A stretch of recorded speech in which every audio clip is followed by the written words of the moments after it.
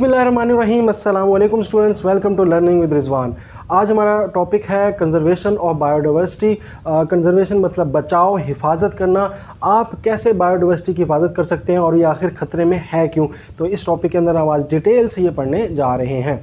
Biodiversity हमारे लिए अहम है, क्यों हम पढ़ चुके हैं। ये हमें फूड भी देती है, फ्रूट भी देती है, न्यूट्रिएंट्स भी देती है, साथ साथ हमारे इकोसिस्टम को भी मेंटेन कर रही है, हमें इंडस्ट्रियल इक्विपमेंट्स भी दे रही है। तो ये हमारे लिए बहुत ज़्यादा अहमियत है कि हम तमाम स्पीशीज़ की हिफाजत करें। बट हम कुछ ऐसी हरकतें कर रहे हैं जिसके अंदर मिसाल के तौर पे ओवर हंटिंग है, हम कर रहे हैं। इसी तरह डिफॉरेस्ट्रेशन है, हम कर रहे हैं। इसी तरह इकोसिस्टम में हम एक स्पीशी को एक जगह पे, नई स्पीशीज़ को मुख्तलिफ जगह पे इंट्रोड्यूस करा रहे हैं अपने बेनिफिट्स के लिए, या एक स्पीशी को रिमूव कर रहे हैं एक जगह से अपने बेनिफिट्स के लिए। तो इस तरह की एक्टिविटीज़, या फिर ग्लोबल वार्मिंग की वजह से आपको पता है कि पूरा क्लाइमेट चेंज हुआ है और पोल्यूशन जो है वो बहुत ज़्यादा आम हो गई है।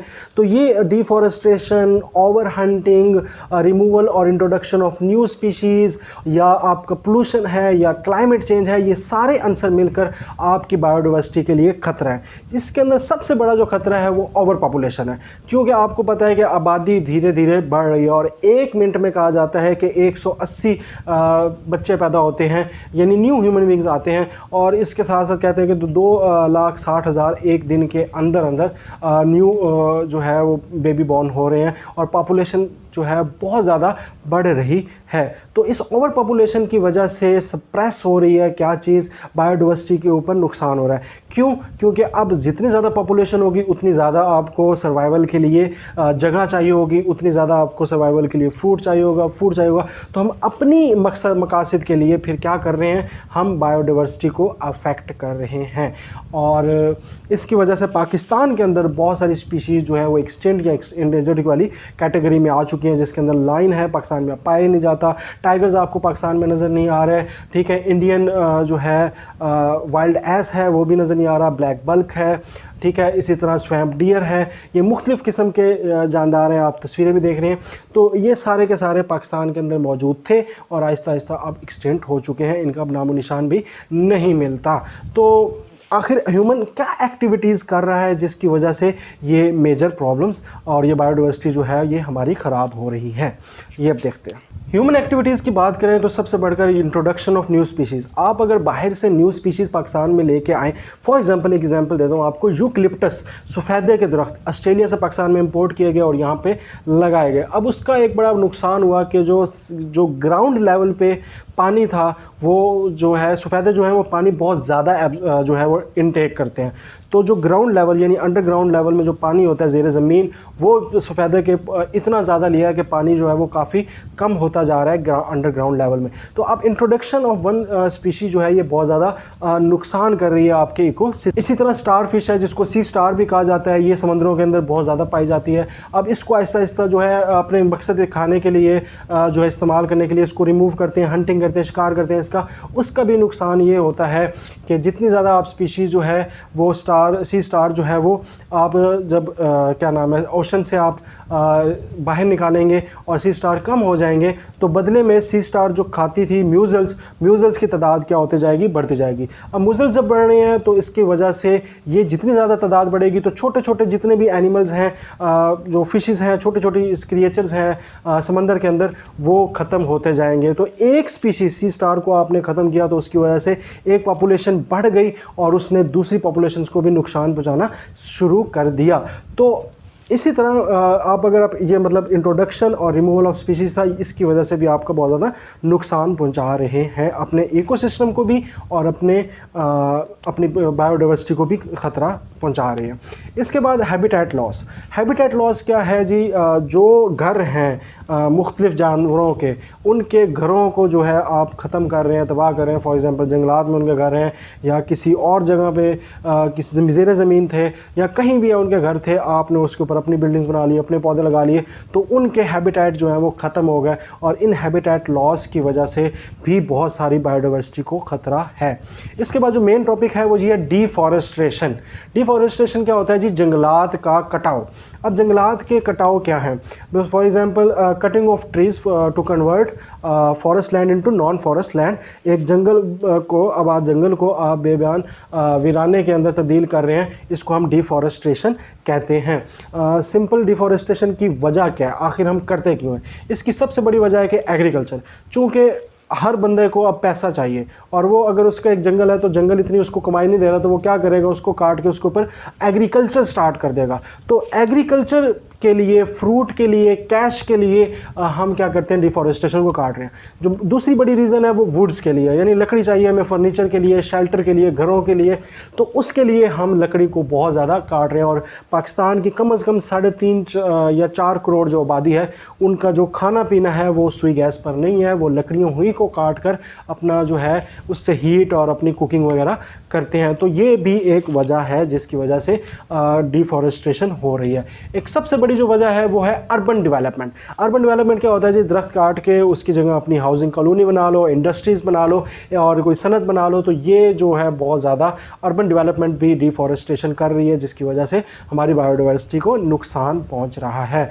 अब बात करते हैं अफेक्ट्स ऑफ डिफॉरेस्टेशन, कि डिफॉरेस्टेशन की आखिर असरात क्या हैं।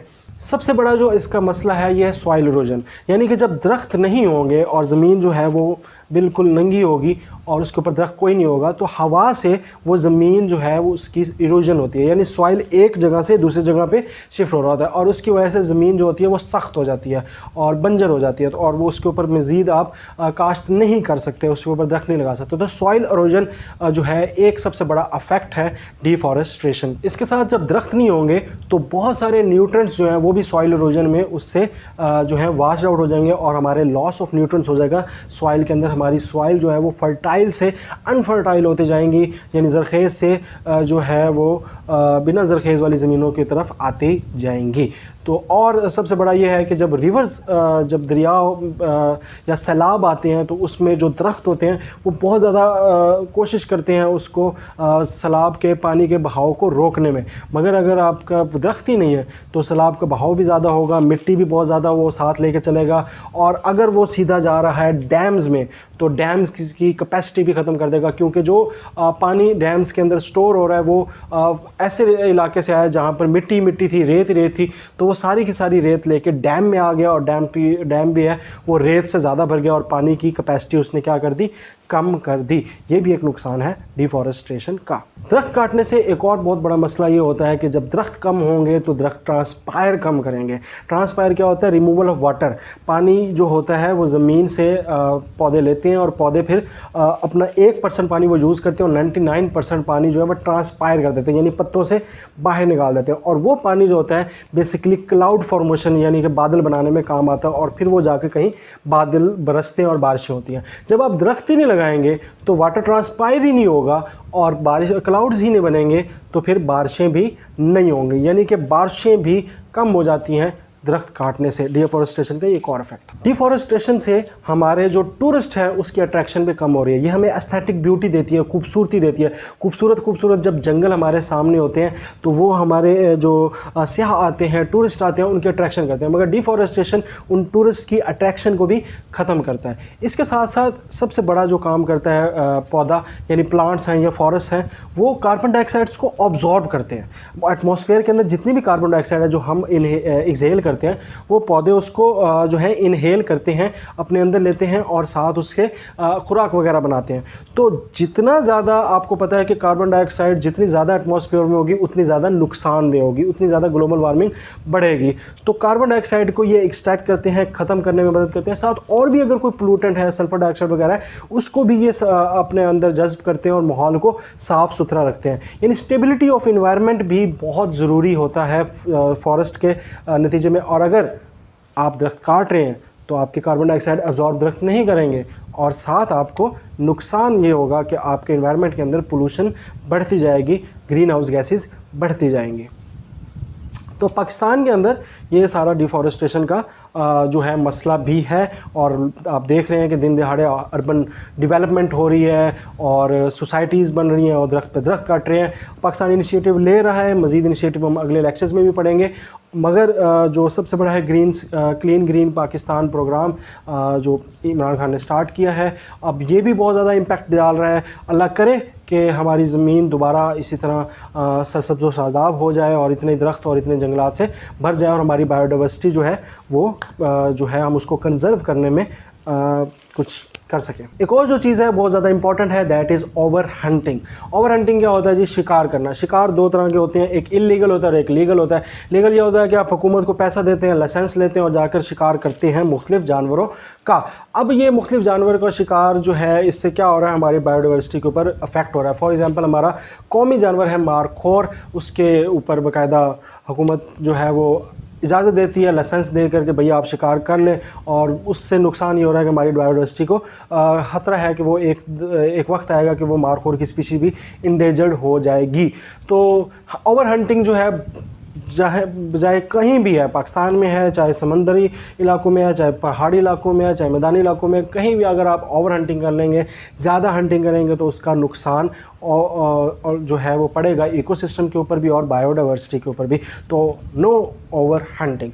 तो ये हमारा टॉपिक था जी कि बायोडाइवर्सिटी को हम कैसे कंजर्व कर सकते हैं। नेक्स्ट में हम मज़ीद पाकिस्तान के अंदर चलने वाले प्रोग्राम्स हैं उनको देखेंगे, कौन कौन से प्रोग्राम चल रहे हैं।